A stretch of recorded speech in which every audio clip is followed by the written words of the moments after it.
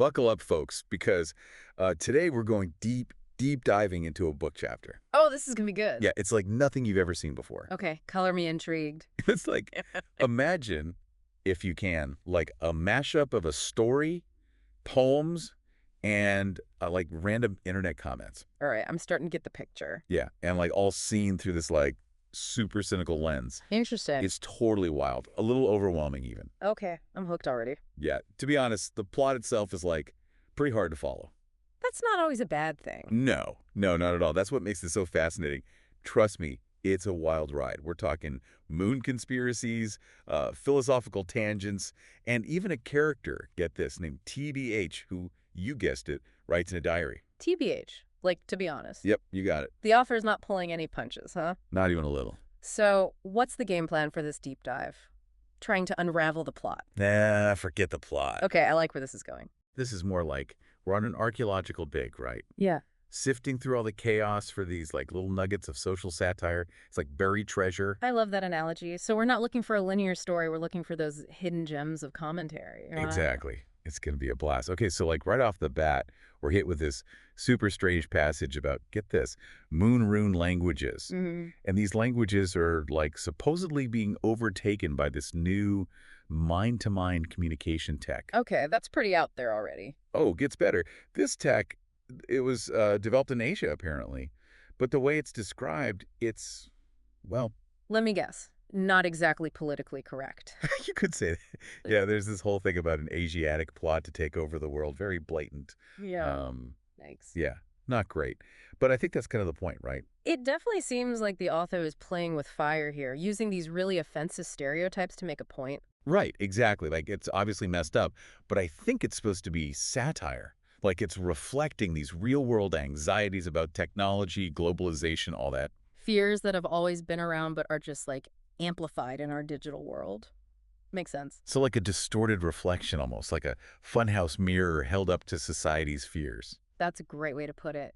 And it makes you think, how often do we see those same anxieties play out in the real world? Maybe not as exaggerated, but with those same underlying fears. Yeah, for sure.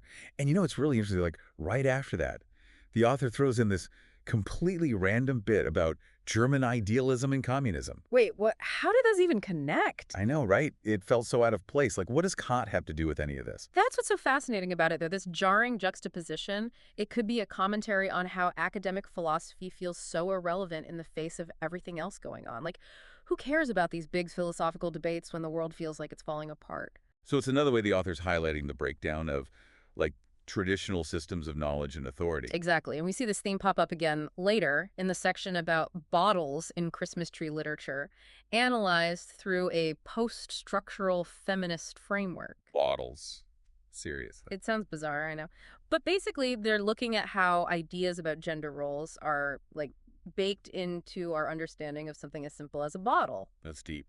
It is, in a way. And the poetry in this section is something else. Just listen to this. Tell me about the bottles. Oh, do tell me more about the bottles. Christmas tree. Oh, Christmas tree. It's so wonderfully absurd. Right, like they're trying to find some profound meaning in the most mundane object.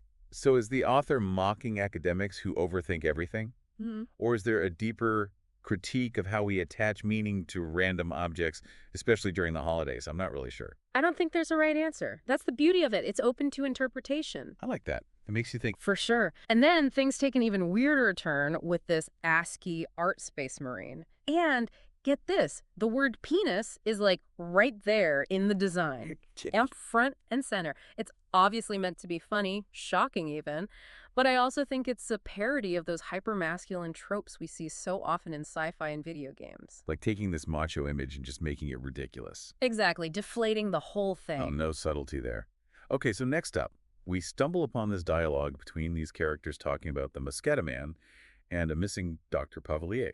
Ooh, this sounds juicy. It's not, really. It's so fragmented and nonsensical, I couldn't follow any of it. Well, maybe that's intentional. Think about it. It's kind of like how information is often presented online. Yes. Out of context, no clear narrative. Threads just drop suddenly. Like trying to piece together a story from a bunch of random forum posts. Exactly. Which, now that you mention it, isn't too far off from how this whole chapter feels.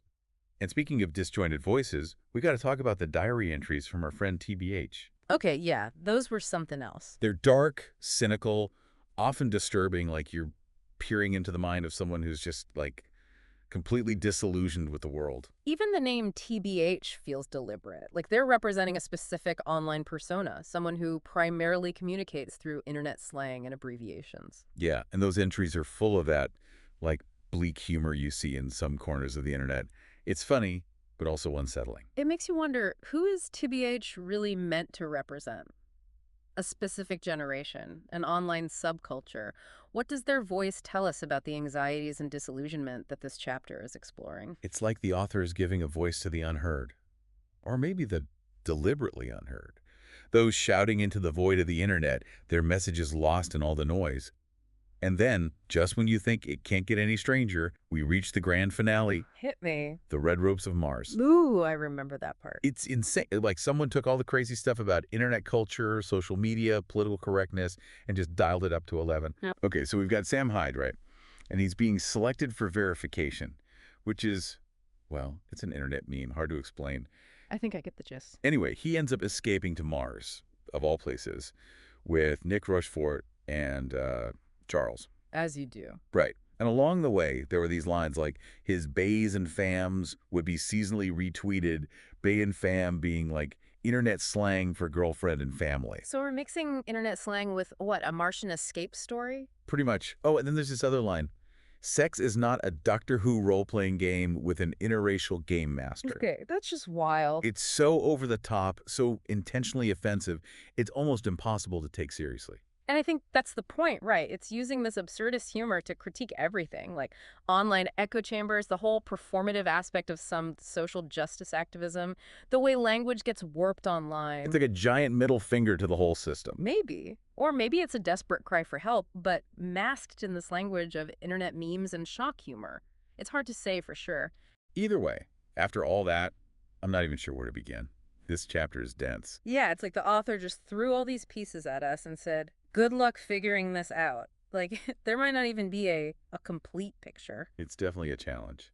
But honestly, I kind of got sucked in. Like, even though I was confused most of the time, I just wanted to keep reading to, like, decode the next weird passage, get the next internet joke. It's like that doom-scrolling feeling, but in a book chapter. Exactly. And we haven't even mentioned, like, the part where Osama bin Laden slips on a banana peel out of nowhere. Oh, yeah, that was something. The infamous banana peel incident. Okay, I got to ask, what's the deal with that? Like, what's the interpretation there? Well, it depends, right? On one level, it could just be, a joke to lighten the mood because the rest of it's pretty heavy. Yeah, fair enough. But then you could also see it as like a comment on how absurd life is, Even the most powerful people can be taken down by the simplest things. So even with all the conspiracies and deep thoughts, life's still going to throw a banana peel at you. Exactly. Adds a little absurdity to the mix. I can appreciate that. But you know what really stuck with me? Those diary entries from TBH. Oh, yeah, those were intense. Like, there's this one that says, America is dead, the United States dissolved by laundry detergent, democracy leaned in, freedom got a septum piercing, and love is copyrighted by an online content production company that only hires transgender interns. Yeah, it's a lot. It's like satire mixed with straight-up nihilism. The language is kind of funny, but the message is dark, man. Super dark. Like taking these symbols of America and just, I don't know, twisting them into something gross. And the details, right. Laundry detergent, a septum piercing. It's so weird. It makes you stop and think. It's like a painting, but like a messed up one. Exactly. And that's what makes this chapter work. It's not just the ideas, it's how they're presented. Like this dream logic, It's like a secret code, almost. Mm-hmm. Using memes and slang and these crazy situations to say something deeper. And we got to crack that code. Figure out the meaning behind the madness. Which feels impossible sometimes, but I guess that's the fun part, right? Totally. It's a challenge, but it's also like a totally new way of experiencing a story. Yeah, and it reflects how we consume media now. Jumping between articles, videos, social media, it's all over the place. So maybe this chapter is like a microcosm of the internet itself. Maybe. Or maybe it's like a warning, like a cautionary tale about what happens when we get lost in the internet rabbit hole, so overwhelmed by all the noise that we can't see what's real anymore. Whoa, deep. Right. It's like the author is saying, hey, look in the mirror, this is what you're becoming. And it ain't pretty. Not always. But there is a kind of weird beauty to it too, right? Like the way it embraces all the crazy and contradictions of the internet. Yeah, it's like we have this love-hate thing with it. Yeah. Repulsed by it, but also can't look away. Exactly. And this chapter, it gets that 100%. It's satire, it's nihilism, it's dark humor, and then these moments that are almost like beautiful. It's the whole internet experience crammed into one chapter. Pretty much. It's a wild ride. Definitely not for the faint of heart. It makes you think, makes you question everything. And that's what good writing should do, right? Leave you with more questions than answers. Totally. So after all this, what really stood out to you, like the most intriguing or disturbing thing? Tough one. I think for me, it's TBH. Their voice, their whole perspective, it just represents everything this chapter's trying to say. Yeah, TBH really got to me too. It's like they're speaking for a whole generation, you know? People who feel lost, ignored. We gotta listen to that. It's a voice that's both from the internet and a reaction to it, like love it and hate it, all at the same time. Yeah, and I think a lot of people feel that way. So big takeaway, right? The internet's changing us in good ways and bad. We gotta be careful, be critical. Easier said than done, but I think this deep dive was a good reminder. Definitely. And hey, listeners, now it's your turn. What did you think? What stuck with you? This chapter, it's all about interpretation. There's no right answer. That's the beauty of it. So keep exploring, keep questioning, and keep diving deep. We'll see you next time.